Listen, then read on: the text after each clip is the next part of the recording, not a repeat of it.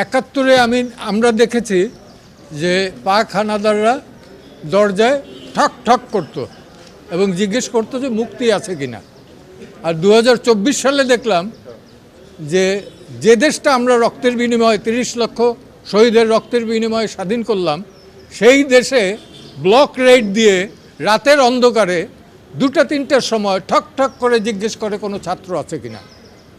যদি থাকে তাহলে আবার মোবাইলটা চেক করেন, রাস্তাঘাটেও এটা করেন। কোন আইনের বলে করেন, কোন অধিকার বলে করেন? মোবাইল চেক করার রাইট তো কারো নাই। It is absolutely personal affairs. আপনারা জানেন দ্বিতীয় বিশ্বযুদ্ধের সময়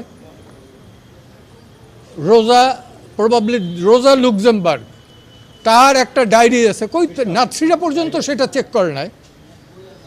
তো সেই ধরনের আমার দেশে ইভেন জুলিয়াস ফুসিক ফাঁসির মঞ্চ থেকে